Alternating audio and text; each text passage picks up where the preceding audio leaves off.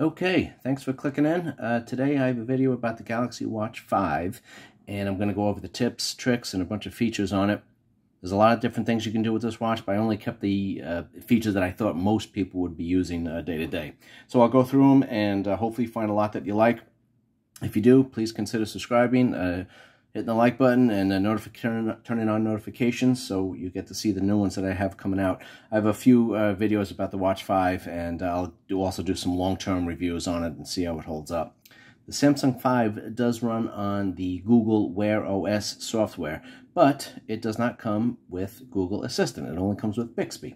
So if you love Bixby, great. If you want the Google Assistant, you just got to go ahead and download it. So to download the Google Assistant, we just have to go to Play Store.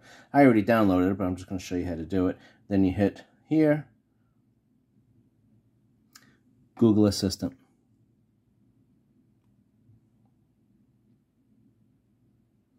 And then this is what you're going to be installing. Okay, I already have it installed on mine, but once you do that, then it's on your watch. And then you can assign it a shortcut if you like. So we can go down to here. And then we just got to go to Advanced Features and Customize Keys. So if you want, you could do it with a double press. So if you look here, it should be on the top here, I believe. Yeah, so you could have the Assistant. So this would be, if you double press, you could have the Google Assistant come on, or you could also do it for the press and hold feature. You could have Bixby on there as well, but then you could have the Google Assistant there. So again, you're going to be doing, you could do press and hold, or you could double click there.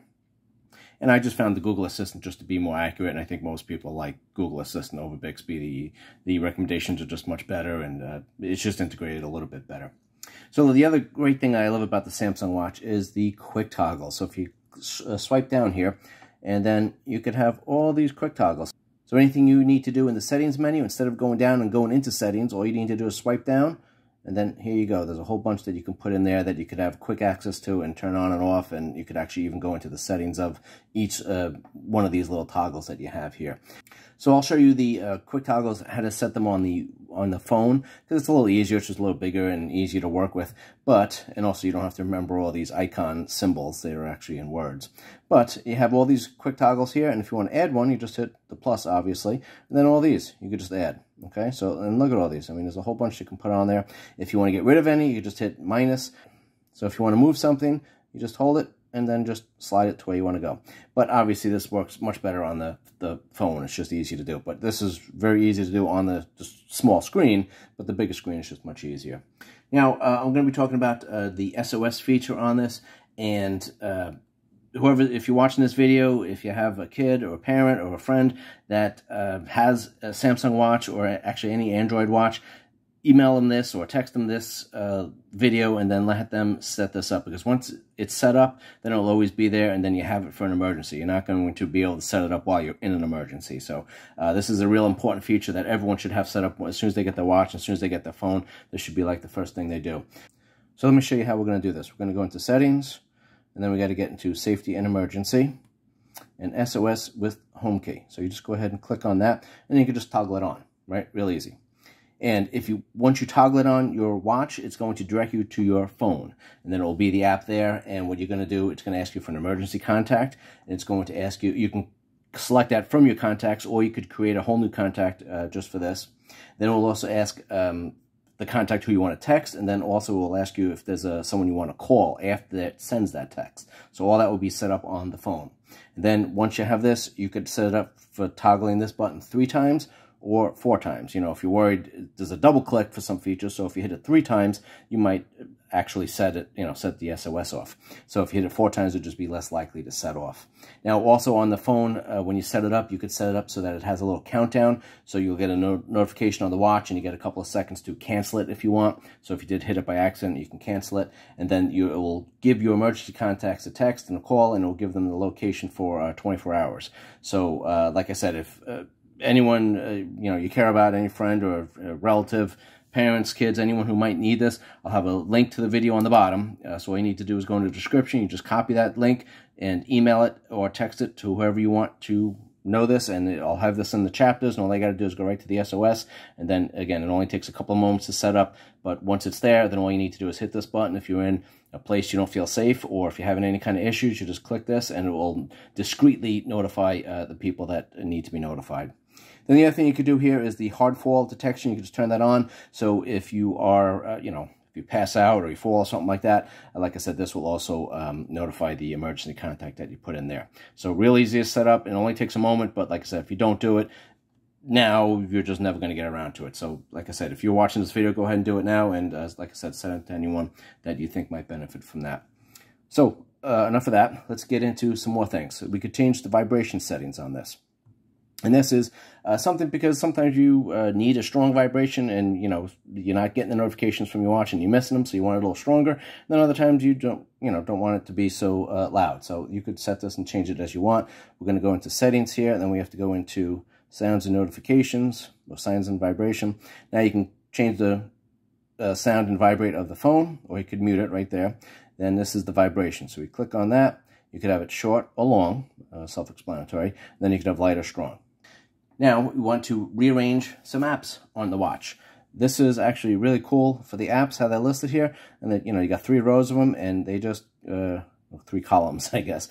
And they just go all the way down here, and you could put as many apps as you want on there. But there is a lot of apps. So if you want to rearrange these a little bit, all you need to do is hold something, and then you can kind of move it wherever you want to move it, and then it will be its new space.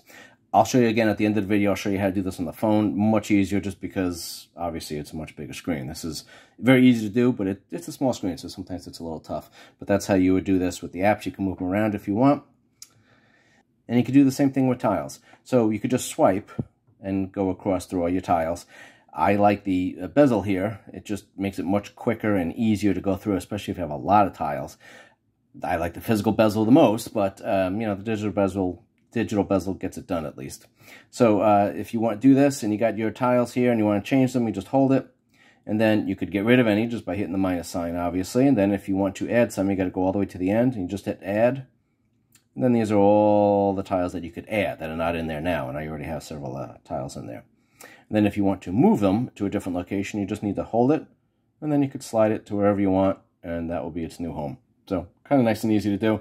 Again, I'll show you how to do this on the phone, just because it's much easier on the bigger screen. You can see the whole layout.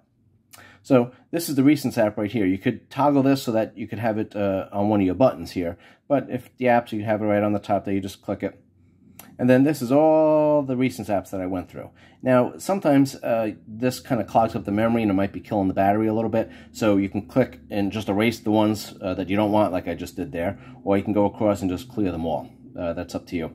And you do that every once in a while. Like I said, it might help the battery a little bit longer. And if there is an app that you were using a little while ago, you could just click that and you could find which app it was. Okay, so another really cool feature on this is the camera app that's on the watch. And this is pre-installed on the Watch 5. On previous generations, you had to actually download this and set it up and things. But if you hear, I got the camera app, and it's loading the preview, and here it just automatically started the phone camera. And then, if you look here, this is the camera, right? I'll just show you the picture of this. But if you look at the watch here, this is exactly what is in my camera on the phone. So then if you do this, you can see he has a little icon on top here. There's a little timer on there. I don't know if you're visible in the video. But you could have it where you take the picture, and it counts down and does the picture.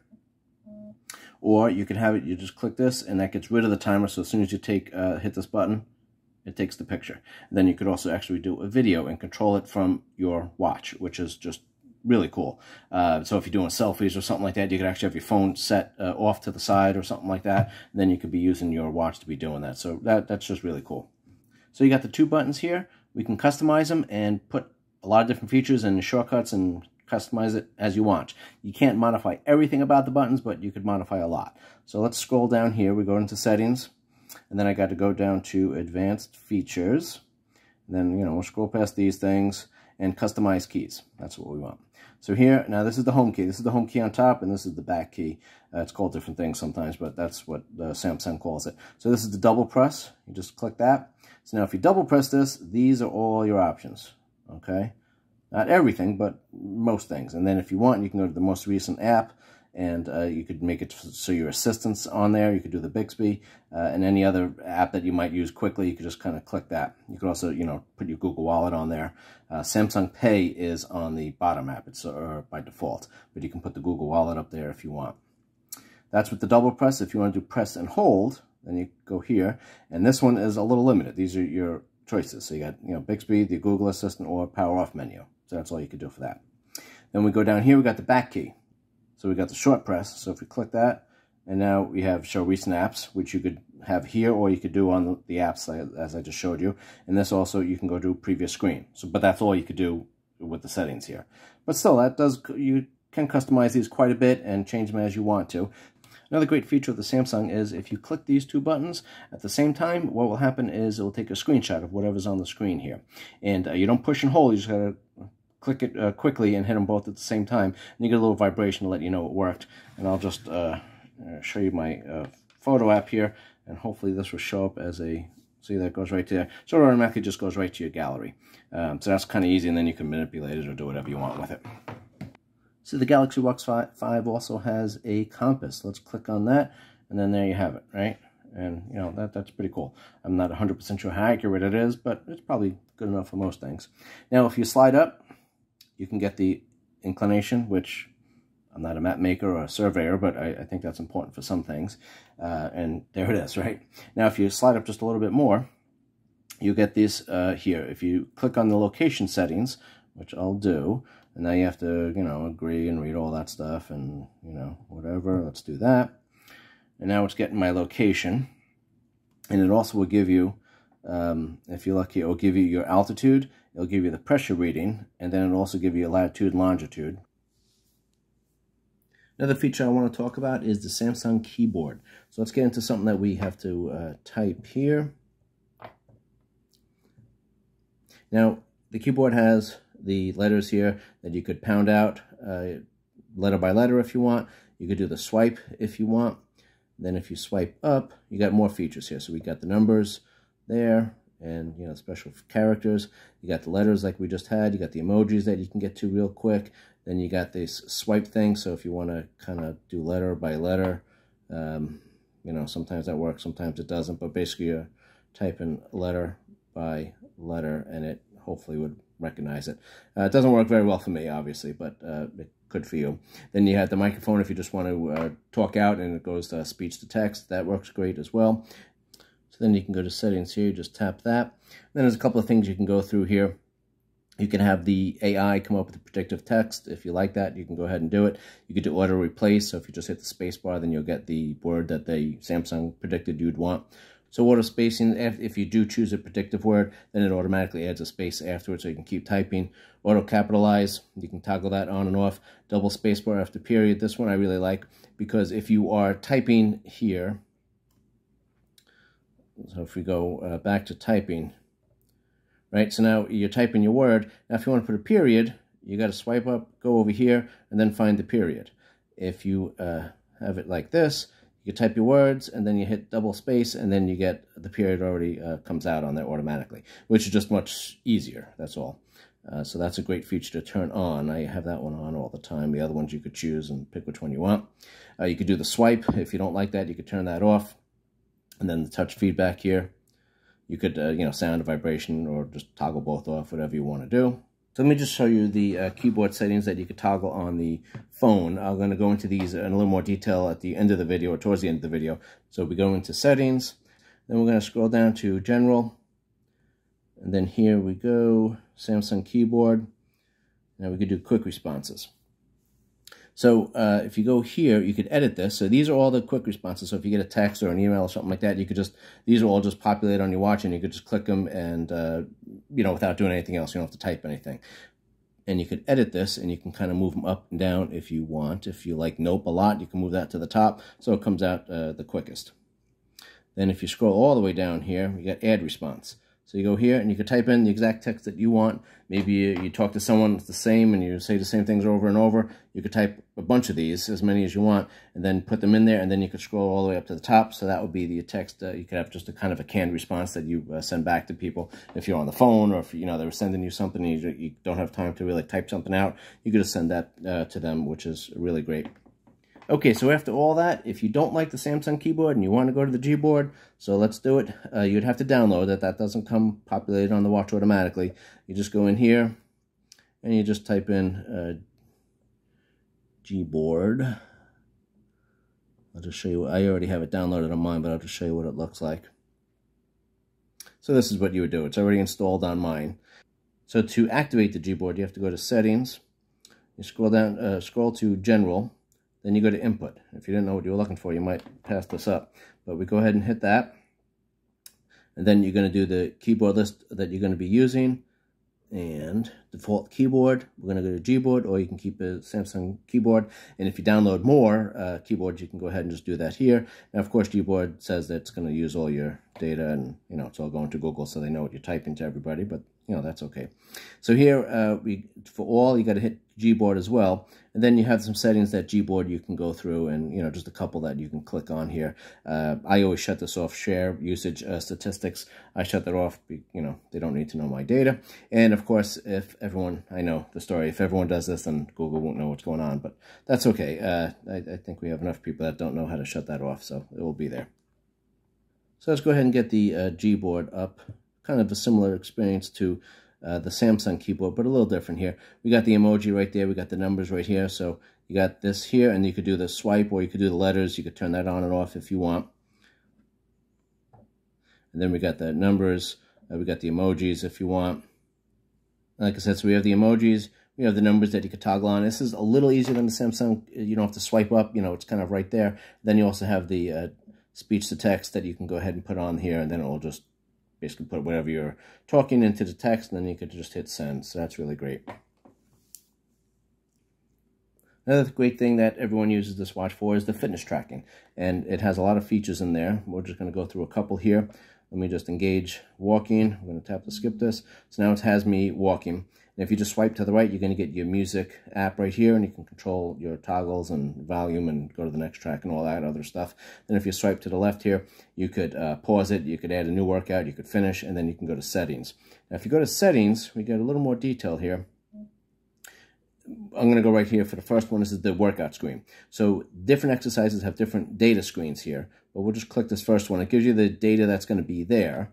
And if you click it, you can change it. So this is how the stock one looks. And that's it. You can see how the picture is here, and that's where all the data sets are. But if you scroll it over, you click this one, now it's a different set, and they have a little more data in one shot there. It's a little smaller, so maybe you can't read it as good. You could change it to this one. All these things could be changed, and then we could also change the second screen. You could do this, and again, you could change it, and there's different things here you could see. I didn't show you. There's a different information things that are going to be shown on this screen. And then again, you could toggle it and show as much or as little as you want on each screen. And you could even shut it off if you want. If you don't want to hear about the calories and average speed, you could just shut that off. So you have the guide frequency. This kind of gives you updates as you're running or riding or whatever you're doing. And if you do it, you could turn it on and off, obviously. But then also you could change the distance. Instead of it telling you after you hit every mile, you could do less if you want, or more, whatever you want to do. You can kind of just, scroll nice and easy like that. Or you could have, instead of doing distance, you could do it the time. And then again, same thing, you could change the time. So it toggles, and it'll tell you every hour, every 10 minutes, or 5 minutes, or whatever you want. So that was it with the guide frequency. And also auto pause. So sometimes the auto pause, I think, is a little aggressive. If you're going for a walk or a ride or something like that, and you just happen to stop at a street or an intersection or something, it seems like it stops immediately, and, then it's vibrating and telling you that it's paused. I don't really particularly like that. So if you want to shut it off, you can. If you want to leave it on, that's fine too. That's all I have for the workouts. Okay, there was actually one more thing I wanted to show you in the workouts or the fitness apps here. So if you do have an exercise going, right now I'm just, I have it going to some walking for a couple of minutes here. Then you swipe out here. And then, of course, you could just finish the workout. But if you are, going for a walk and then maybe going for a bike ride, or more likely if you're in a gym and you're doing 5 or 6 different exercises, you don't have to have these all logged in as separate things. You could just do one exercise, then you go ahead and hit plus here, and then you pick, whatever exercise you're doing next, and then add that. And then you could do this exercise for a little while, and then you could add your next exercise. The benefit of this is that after you're done, we're going to here, and then we're going to finish this. But then it will show you the top, it will show you the total. So you have 2 different workouts you did. This was the time, the calories, and then you can scroll down and then you can go into your individual activities by themselves, and you could scroll and get a little more information about what happened there. So that is great if you're doing, like I said, a long workout with a lot of different exercises and you want to keep track of the whole amount of exercising that you did. So great feature there. Go ahead and try using that. Let me know if you like it and if you wind up using it. So if you're using this for fitness a lot and you're concerned about your heart rate, we could do a couple of things. We could set some alerts on that. So if you just, you could actually engage this either by going to the Samsung app here, which will just eventually just send you to the settings menu. So if we go into settings, we go into Samsung Health, and then now you get the things that we can change. We could go to heart rate. You could do this measure continuously. That will drain the battery a little bit more. You could do it every 10 minutes, or you could do it just manually. And then you could set up heart rate alerts for high and low. You could toggle those on and off, and then you could actually set the rate that you want. So there you go there, and you can change that and have that there. A couple more things. We could do stress, same thing, measure continuously or manually. So, if you do continuously, it's going to drain the battery a little bit more. We could do the blood oxygen during sleep. You could toggle that on and off. You could toggle your snore detection on and off. So this is a cool one, activity to detect. This is where the auto detect will work. So if you're going for a walk or something like that and you don't actually turn it on and set it that you're going for a walk, it will automatically recognize that. So you could toggle this on and off, and then you could also pick which exercises you want the watch to be aware of and to auto detect. Then if you put down here, it says, if you read down here, it says detection starts after several minutes, which usually the watch needs to figure out what you're doing, and then it will tell you what's going on, and then it will keep track of what you're doing. So you could change, like I said, these activities of whatever you want to do. You could turn them on and off as you want to. The dynamic workout means kind of you're just doing anything, and the heart rate's going up. The Samsung watch will detect that, and then it will measure your calories and the calories burned and things like that. Another great thing about this watch is the music control. So we go here, we go into settings, and then we go into display. Let me gotta scroll down here a little bit. There's a couple of things. Oh, here we go. Show media controls. So if you click that on, then whenever the media is playing on your phone or your watch, it would automatically populate right here. So you wouldn't see your watch anymore. It wouldn't have any of these features. It would only have the music app on there, which, is great sometimes, but then also sometimes it's not because, for instance, I used Android Auto in my car. So if I have an app going from my phone playing music in the car, then on my watch, it will only have the music on there, the music app, which I really don't need. And then, you look at your watch quick to see if the notification came in, or you're looking at for the time or something like that, it won't be there. So I turned this off eventually, because if you are doing any kind of, if you do have a music app running in the background, you'll have a little icon on the bottom here. So I just put the music playing here, and this is the icon you'll get. You'll get a little note right on the bottom, and then you got still your watch and notifications and everything else there, but you got this icon because music's playing on your phone. And then if you want to toggle the settings, then all you need to do is click on that music button there, and then there you go. So now you could do this. And now you could fast forward or pause or change the volume or anything like that. Now, if you had that music screen on all the time, this is what you would see all the time. You wouldn't see your watch. So again, I like that for a little bit, but then I prefer just to not have it on there. So it's there if you want it. And then you go down here, it will give you your key or your list of songs that you're going to be playing. Okay, this is something else I'm going to show you on the phone instead of the watch, just because it's easier to see on the big screen. So we get into our app here,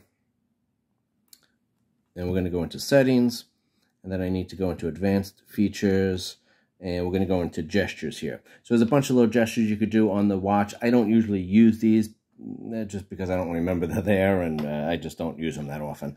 But if you want to do it so you have answer calls, you can toggle it on and off, and if you click it, it will describe what you need to do. So you need to shake your watch up and down like that, and then that will answer the phone call, and then you could talk on the watch if you wanted to. And again, you could toggle that on and off. Then the other ones you could do here, you could dismiss alerts and calls. So if you're getting a call and you just don't have the ability to answer it and your hands are full or something like that, then you could just do this. You just twist your wrist, and it twists your wrist back and forth, and then what it's going to do is dismiss all alerts and calls, which is kind of a cool feature. These gestures are good if your hands are full and, you know, you just need to dismiss a call and you don't want it to keep ringing or something like that. Or if you want to answer the call and, you know, you just want to talk on the watch quickly and just say hello or tell them I'll meet you there in 5 minutes or something like that.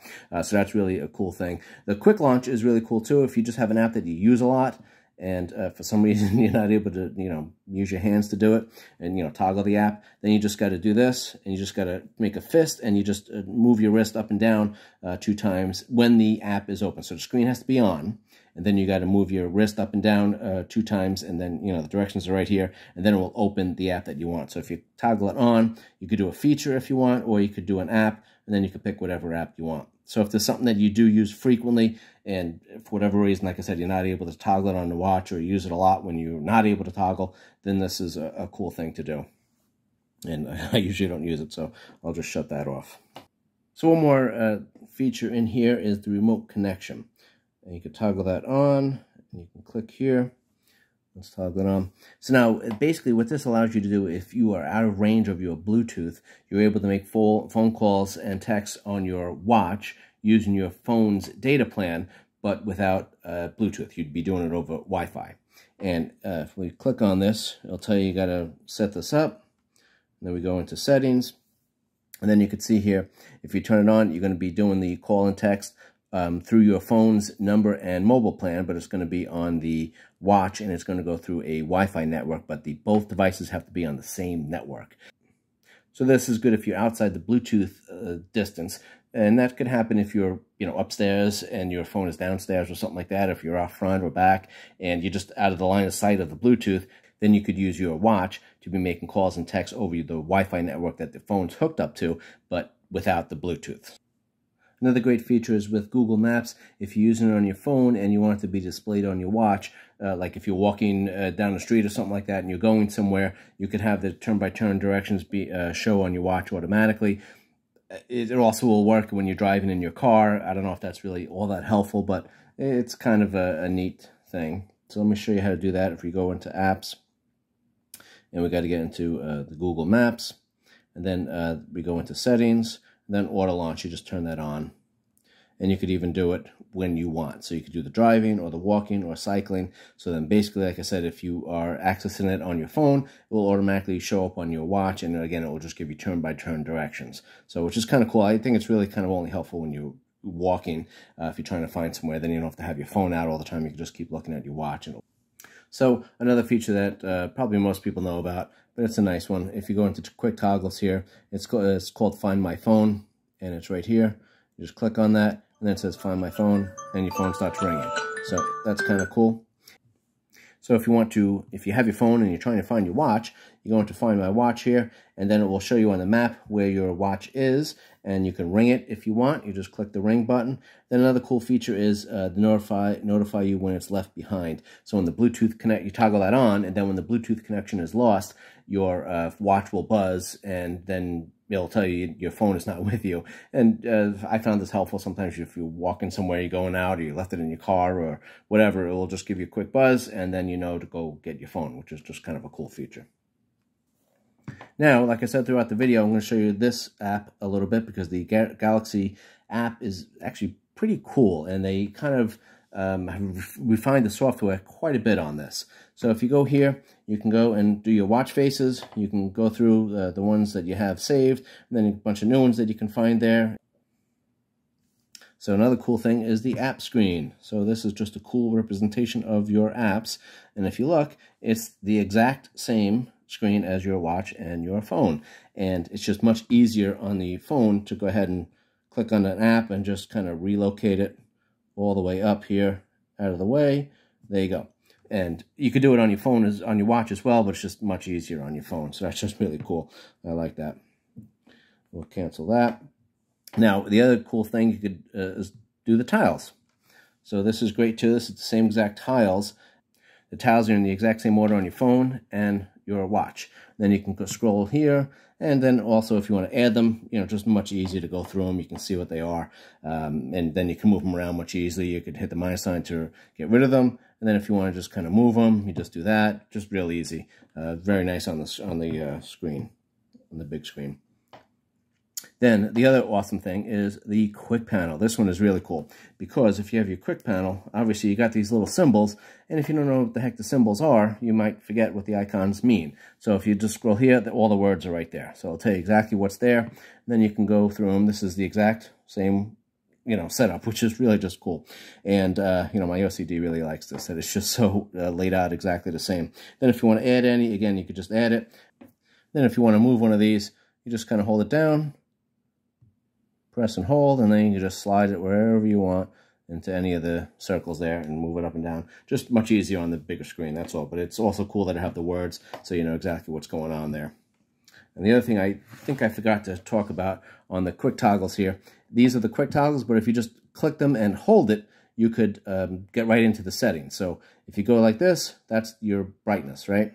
But then also if you click and hold it, then it will take you right into the settings for the display and the brightness, and you can change all those things right through there. So that works on all the quick toggles there, which just makes things very, very easy.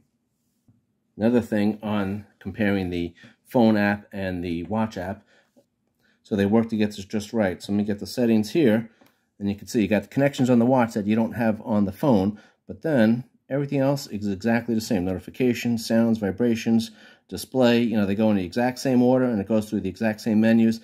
And the menus are actually just about the same. There's a couple little tweaks on one or the other that may not be available on both of them. But if you hit the display, and just look at this. You got the brightness on top. You got the auto display. Auto brightness, I should say. Then you got the always on display. Then you got, we'll scroll this here, raise to wake right there. Touch screen to wake. Show media controls right there. Screen timeout. So everything's exactly the same, which is just really cool. You can go through these and update it on your phone, obviously, and then it will immediately be updated on the watch. And you could do it on either one. The watch is just a smaller screen, that's all. And again, there's a couple of different features here and there deep in the sub-menus, but mostly they're pretty much the same. I covered a bunch of tips, tricks, and features on this watch, and I basically just did the important ones, or the ones that I thought people would be using a lot. If there's any that I missed, go ahead and put it in the comment. I'll be coming out with a couple of more videos on this watch and the long term, see how durable it is, how it holds up, and if there's any other things I figure out as I use it for a little while. And also, if there's a software update, I'll go ahead and show you the new features and whatever is available there. So if you made it this far, please go ahead and hit subscribe, like it, and turn on notifications, and I appreciate it, and hope this was helpful, and I'll see you on the next video. Thanks.